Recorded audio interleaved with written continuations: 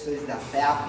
Hoje estamos aqui com uma videoaula trazendo para vocês um tema muito importante para a nossa fronteira, que é a Guerra do Paraguai.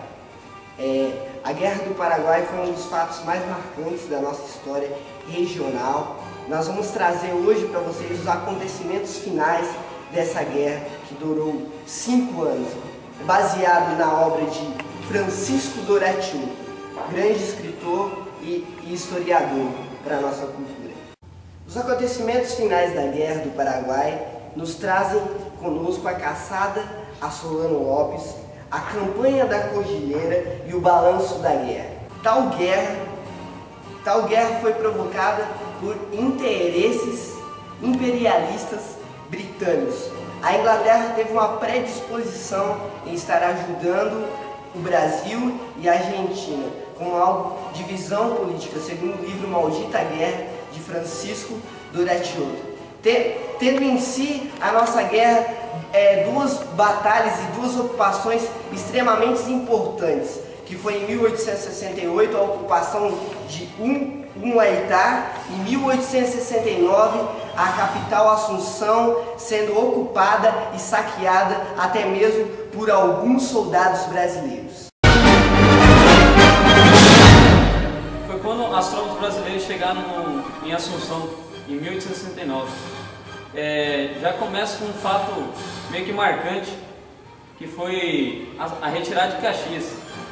Foi nesse período que eles se sentiam mal e saiu, abandonou, meio que abandonou em termos a guerra aí do Paraguai. Cansado da carnificina que estava tendo essa guerra, ele pegou, mandou uma carta para o ministro da guerra, se retirou, foi embora. Sem mais nem menos, assim, mudou o contexto da história. Até então, onde estava se desenvolvendo bem para o lado de Caxias, um general exemplar até então. Com isso, as tropas brasileiras começaram a saquear um pouco, não só as tropas brasileiras, como as outras tropas amigas que estavam lá. Saquearam o consulado francês, o consulado americano, tanto é que os próprios reclamaram para Dom Pedro, para o Brasil, reclamaram em carta, através de cartas, segundo Doratiotto está expressando em seu livro. Na manhã de 17 de janeiro de 1870, Caxias passa mal após uma missa que teve lá em Assunção. Ele começou a passar mal e desmaiou. E durante esses 30 minutos ele ficou sem sentido nenhum. Logo então ele se retirou de Assunção, foi para Montevidéu.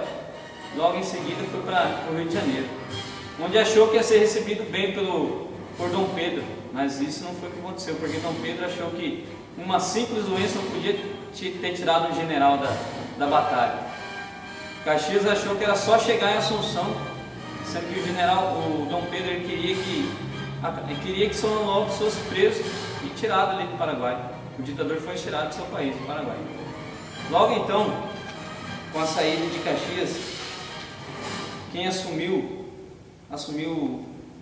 o comando ali foi o Conde Deu. O Conde Deu que fazia parte da família real.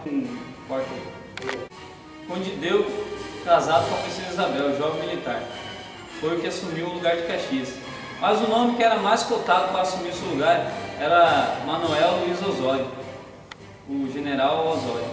Mas com um ferimento, muito dos seus ferimentos impediram ele de adentrar na guerra e assumir a ocupação de Caxias. Logo em seguida, o Conde Deu vai para o campo de batalha com muita tentativa de não ir. Ele não queria.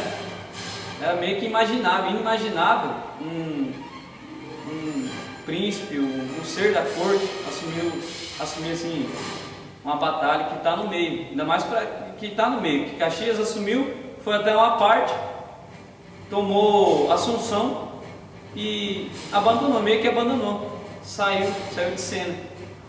Então, para o Conde Deu assumir a guerra pela metade não era muito favorável para ele. Mas depois de muito discutir e ver que ele era o mais cotado, ele foi. Assumiu por obrigação. Então ele pegou o quê? Pegou o exército desanimado, o pessoal já cansado das guerras, das batalhas que aconteceram. E aí ele teve que mexer os pauzinhos dele ali, começar do zero, praticamente do zero. Então foi aí que dá iniciada a Caça Solano Lopes, para acabar de vez com essa guerra, para sair de vez desse país que estava, a temperatura é desagradável, os brasileiros não estavam acostumados com a temperatura, já o pessoal estava cansado, muita gente morta.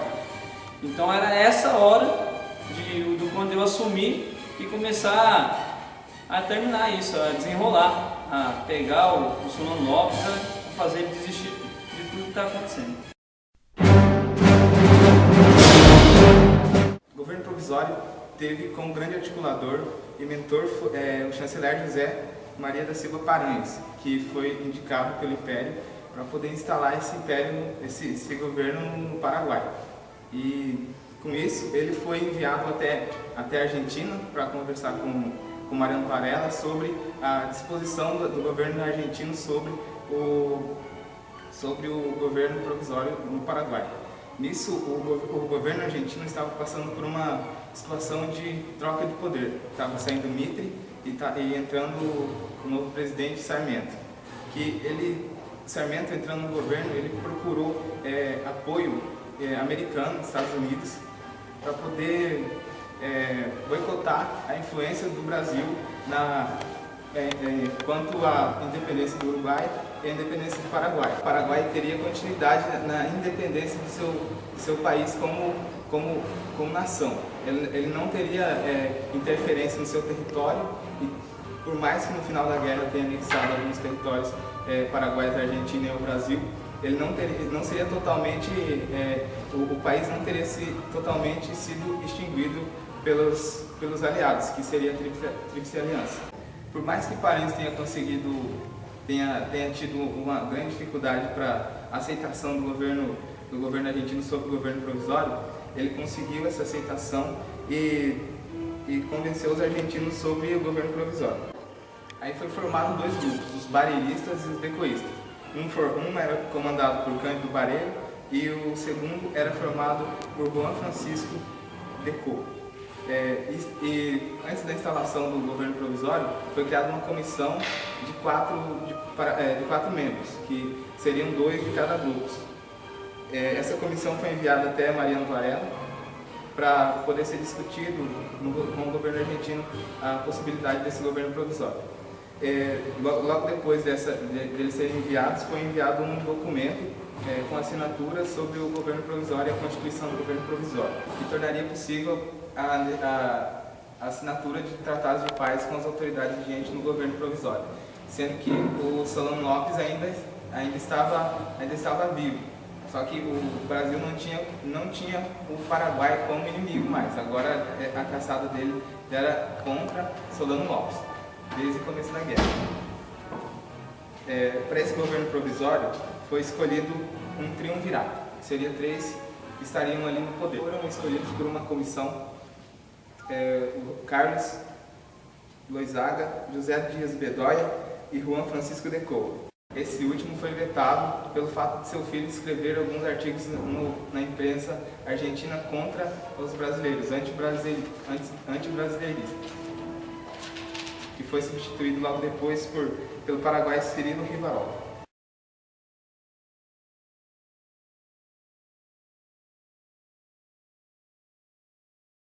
Vou falar agora sobre o balanço da guerra.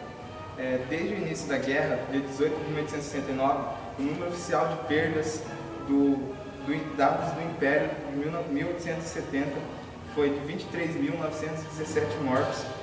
A Argentina, que enviou cerca de 30.000 soldados à guerra, perde cerca de 18.000 entre mortos e feridos. E não com tanto investimento quanto ao rival do Brasil, que perdeu 11 anos de orçamento do Império. E na população paraguaia, no ano de 1857, foi publicado um censo que a população que o Paraguai contava era de 800.000 a 1.337.000 habitantes. Censo oficial publicado em 1857. E em 1886, após a guerra, o Paraguai, de novo, num novo censo que foi feito em 1886, contava com aproximadamente 236.751 habitantes.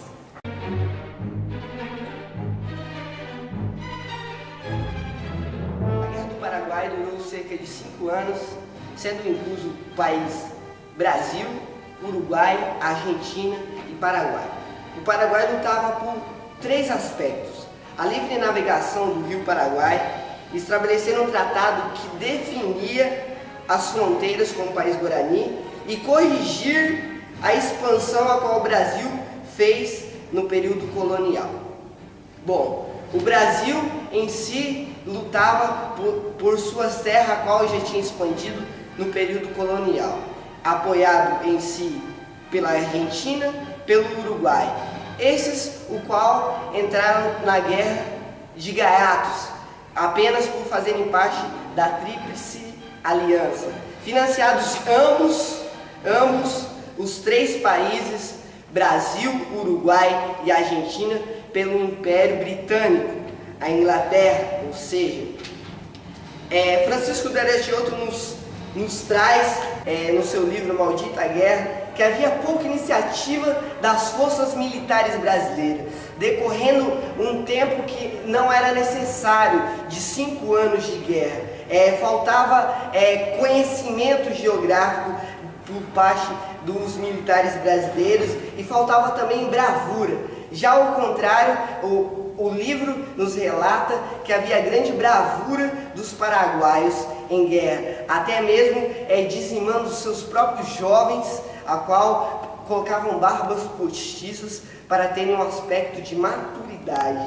E houve grande multidão morta durante esse período de conflito. Mas a coisa mais interessante é que boa parte desses soldados morreram não em batalhas, mas morreram em si por doenças, por exaustão física e alguns por parte paraguaia até mesmo por fome.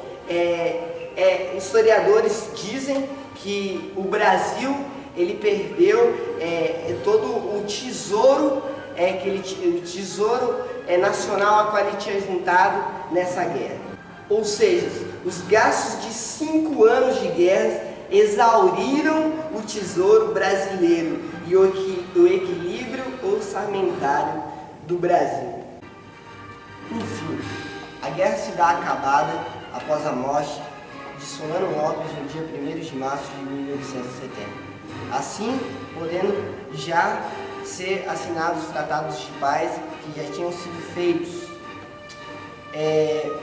O que nos traz interessante nesse todo esse contexto, que Francisco D'Ariosto nos traz no livro Maldita Guerra, detalhes que nos trazem os personagens a qual fizeram parte disso, os generais, como Osório, o mesmo Conde Deu, Duque de Caxias, que a primeiro momento também foi recebido pelo Império, por Dom Pedro II, não com muito amor, digamos assim, mas depois, a passado um tempo, foi privilegiado, recebendo a medalha de honra ao mérito e sendo reconhecido pelas suas batalhas, porque, querendo ou não, boa parte da ocupação do Paraguai fora feita pelo Duque de Caxias. Apenas a finalização fora feita pelo comandante Conde Deu, este casado com a nossa princesa Isabel. Este é um trabalho a qual nós estamos fazendo ao 2º semestre de História, do professor Anderson Vivan.